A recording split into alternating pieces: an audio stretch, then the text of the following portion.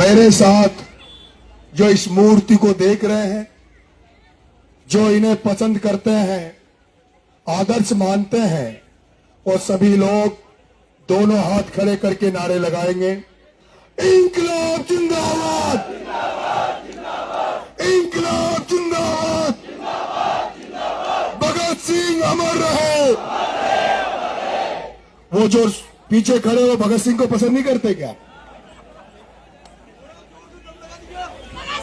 इंकलाब जिंदाबाद, इंकलाब जिंदाबाद, भगत सिंह रहे, भगत सिंह अमर रहे, बाबा साहब अमर रहे, बाबा साहब रहे, बाबा ज्योतिबा फुले अमर रहे, सावित्री फुले अमर रहे, कर्नल साहब अमर रहे।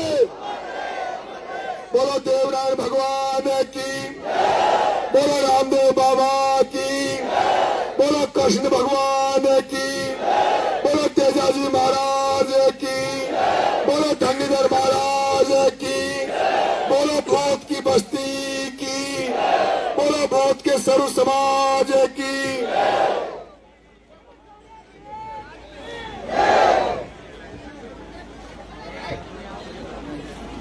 मेरे इसने दारू पी रखी है, तो इसको हटाओ यहां से, ये बीच में डिस्टर्ब करेगा। इनका भी इलाज कर दूंगा, दारू के ठेके बंद करा दूंगा 8 बजे के बाद, सारे ठेके बंद कराऊंगा दारू के। अरे दारू जो मिलती थड़ियों में बंद कराऊंगा।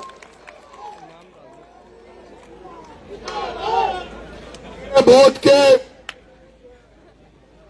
पिता तुल्य बुजुर्गों, मेरे बोध की सर्व समाज की माता बहनों,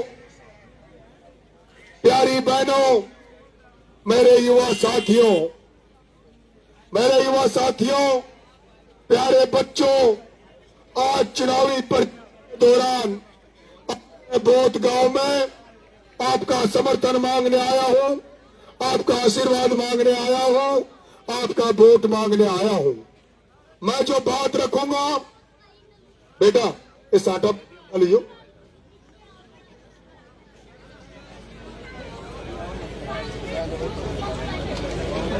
आपका आशीर्वाद समर्थन मांगने आपके वोट में आया हूं।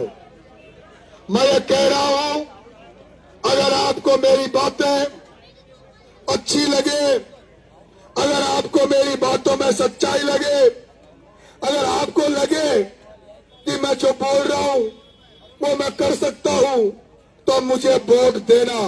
और अगर आपको लगता है जिनको तक आप वोट देते आए हो उन पर आपको भरोसा, बातों को सुना है, आपके काम किए हो, तो बीजेपी और कांग्रेस वालों को वोट देना। मैं जबरदस्ती नहीं कहता कि आप मुझे वोट देना, मुझे वही लोग वोट देना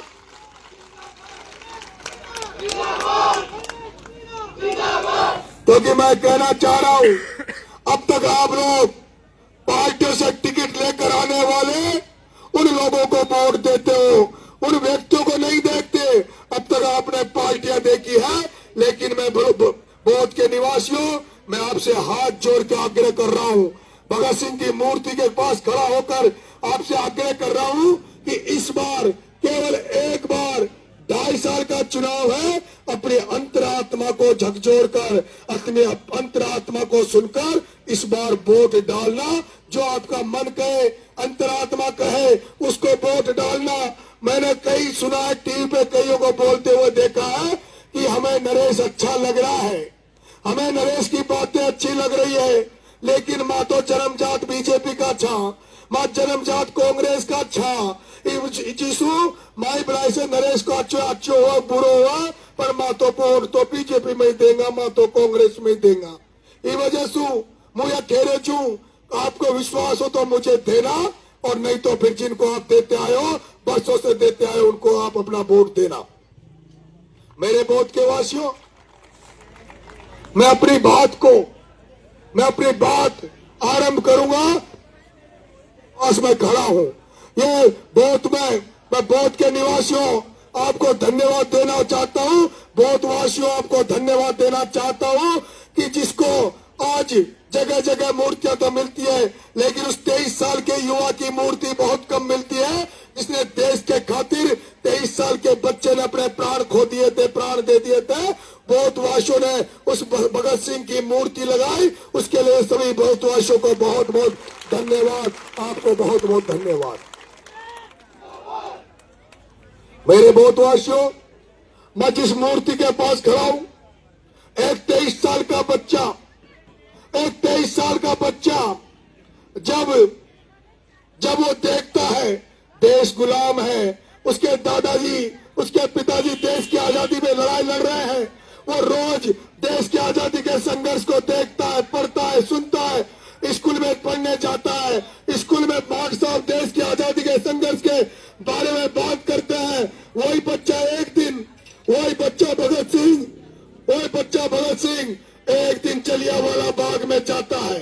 और भगत सिंह वो छोटा सा बच्चा जब जलियांवाला बाग में जाता है और जलियांवाला बाग को देखता है, जहाँ चारों तरफ खून के छींटे होते हैं, जहाँ अंग्रेजों द्वारा गोलियां चलाकर इस हिंदुस्तान के लोगों को गोलियों की बौछार करके मार दिया जाता है और चारों तरफ खून के छींटे होते हैं, वो उस कुएं को देखता है जिसमें हजारों लोग कुएं में गिरने से मर जाते हैं। वो उस नजारे को देख के, उस मंजर को देख के जब घर आता है, वो नींद नहीं आती, वो रात भर सोता नहीं है। वो बच्चा सोचता है कि मैं कब तक इन अंग्रेजों को भगाऊंगा, कैसे इन अंग्रेजों को भगाऊंगा। एक छोटा सा 13-14 साल का बच्चा जो स्कूल में पढ़ रहा था, जिसके माँ बाप सपने देखते थे कि बड़ा होकर नौकरी लगेगा, बड़ा होकर देश की सेवा करेगा, लेकिन वो 23-14 साल का भगत सिंह इंकलाब का नारा लेके, बदलाव का नारा लेके, क्रांति का नारा लेके देश की आजादी के लिए अपने साथियों के साथ सड़कों पर निकल जाता है, देश की आजादी के लिए पर्चे बांटने लगता है, देश के लोगों को जगाने लगता है कि मेरे देश के लोगों, किस तरह से अंग्रेज गोलियां चला के मार रहे हैं, इस तरह से गिनती के लोग आकर इस देश को गुलाम बना रहे हैं। आप लोग जागो और इन गोरे अंग्रेजों को देश से भगाओ। वो भगत सिंह वो लड़ाई लड़ता है, कई दिनों से संघर्ष करता है, लेकिन कोई सुनता नहीं है। देश में जागृति नहीं आ रही, जेठ में क्रांति नहीं आई थी, तो वो 23 साल का हो जाता है। 23 साल का होने के बाद वो भगत सिंह सोचता है कि मैं अपनी जो काम कर रहा हूँ उसको कैसे लोगों तक पहुंचाऊं, कैसे लोगों को पता लगे कि एक 23 साल का बच्चा इस देश की आजादी के लिए कुर्बानी देने के लिए तैयार है। उसके बाद आपने देखा होगा, भगत सिंह की पिक्चर देखना, चंद्रशेखर आजाद, सुखदेव, भगत सिंह, वो सारे क्रांतिकारी लोग मिलते हैं, प्लानिंग करते हैं और कहते हैं कि अंग्रेजों तक अपनी आवाज पहुंचनी चाहिए और अंग्रेजों के साथ साथ देश की जनता के पास भी इस देश की आजादी के लिए आवाज इस देश के आजादी के लिए यहाँ की जनता को भी जगाने का काम करना चाहिए। वो 23 साल का बच्चा अदालत में बम फेंक देता है। बम से किसी को नुकसान नहीं करता, लेकिन उस बम के धमाके की आवाज दूर दूर तक फैल जाती है, जनता तय करती है। एक 23 साल का बच्चा अदालत में जाकर बम फेंक देता है और बम फेंकने के बाद जब उस बच्चे को जेल में डाल दिया जाता है, जेल में व्यवस्था देखता है, जेल में बंदियों के साथ वो जो कर्म देखता है, उस नरक जैसे जेल के हालात को देखकर वो भगत सिंह 23 साल का बेटा 63 दिन तक भूख हड़ताल करता है। 63 दिन तक भूख हड़ताल करता है। 63 दिन की भूख हड़ताल के बाद जब जेल का प्रशासन ठीक हो जाता है, उसके बाद भी वो लड़का रुकता नहीं है और उसको जब फांसी की सजा हो जाती है, उस भगत सिंह को फांसी की सजा हो जाती है। फांसी की सजा होने के बाद उसके माँ बाप उससे मिलने जाते हैं, उसके माँ बाप भगत सिंह से मिलने जाते हैं। उसकी माँ मिलने जाती है, भगत सिंह से माँ कहती है, हे मेरे भगत, मैं तेरी शादी करना चाहती हूँ। हे मेरे भगत, मैं तेरे बच्चों को, मेरे पोतों को गोद में खिलाना चाहती हूँ। मैं दुल्हन का मुंह देखना चाहती हूँ। भगत तू सरकारी गवाह बन जा, तेरी फांसी माफ हो जाएगी। तब भगत सिंह जो जवाब देता है वो सुनो मेरे बौद्ध के वासियों। भगत सिंह अपनी माँ से कहता है, हे मेरी माँ, चांद अगर अड़ जाए अपनी जिद पर, हे मेरी माँ, चांद अगर अड़ जाए अपनी जिद पर तो अड़ना बहुत जरूरी है। क्रांति के इस काल में क्रांति की भाषा पढ़ना बहुत जरूरी है और देश को अगर कराना आ जाए तो तो भगत सिंह को फांसी के फंदे पे चढ़ना बहुत जरूरी है।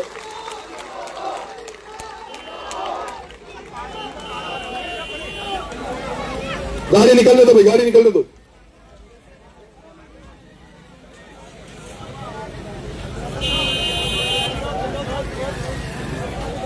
निकलने दो, उसको भी निकलने दो।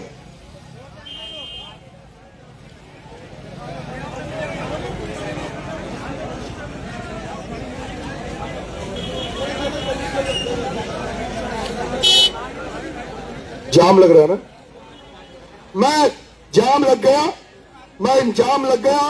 गाड़ी वालों से माफी चाहता हूं, गाड़ियों वालों से माफी चाहता हूं। लंबा भाषण देता, लेकिन अपनी बात 2 मिनट में खत्म करूंगा। ये परेशान होंगे। दीनबंधु जी ठाकर साहब मंच पे पधारो, आप पता नहीं कहां खो जाते हो।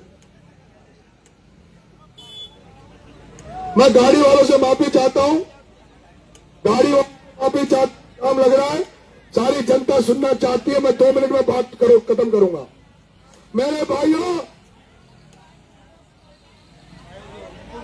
इधर निकल जाएगी, इधर निकाल दो भाई, इनको बोल दो इधर निकाल देंगे। इधर आ जाओ आप लोग,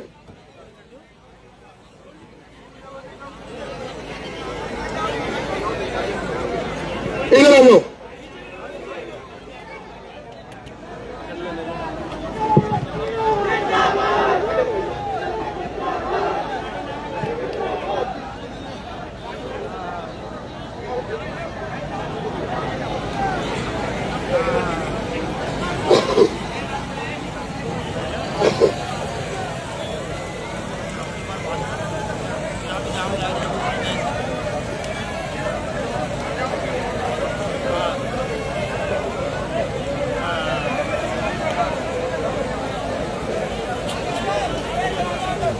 अब बैठ जाओ, बैठ जाओ, बैठ जाओ प्लीज।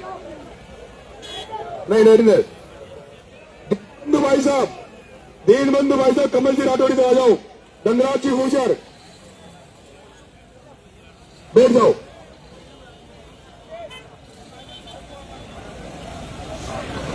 गाड़ियों को इधर निकाल दो भाई।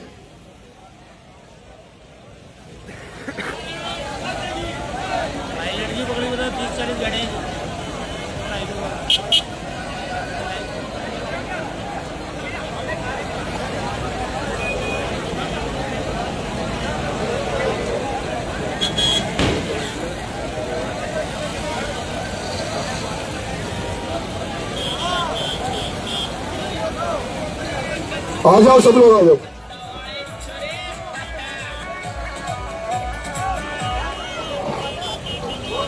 करो बात स्टार्ट। विराज जाओ, आप सब विराज जाओ, आप खड़े हो। दीनबंधु भाई साहब बैठ जाओ, सब लोग बैठ जाओ, आप भी बैठ जाओ सब लोग। कमल जी आप इधर खड़े हो जाओ, इसको डालो भैया, हाँ बैठ जाओ।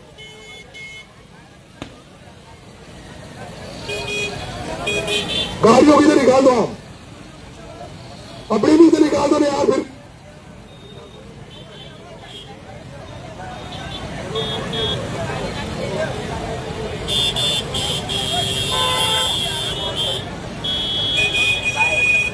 मैंने माइक वाली गाड़ी इधर ले।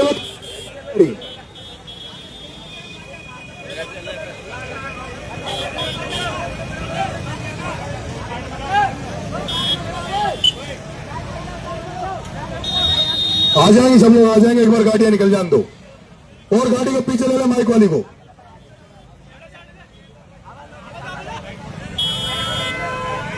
माइक वाली गाड़ी को इधर ले आओ, कांटे की तरफ। कोई भी खड़ा नहीं रहेगा। चौधरी साहब प्लीज यार ऐसा मत करो, ऐसा मत करो, नीचे बैठ जाओ या तो नीचे। गुजर साहब को यहां खड़ा कर लो बगल में।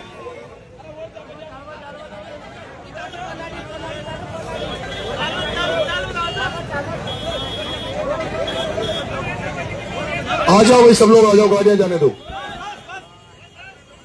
राम प्रसाद जी मेघवाल, राम प्रसाद जी मेघवाल कहां गए?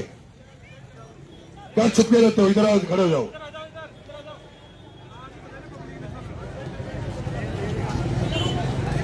मेरे देशवासियों, मैं आपको शहीद भगत सिंह के बारे में बता रहा था कि जब शहीद भगत सिंह की मां ने जब उससे कहा कि बेटा सरकारी गवाह बन जा, तेरी फांसी माफ हो जाएगी, तब भगत सिंह ने अपनी जो मां से कहा वो मैं बता रहा था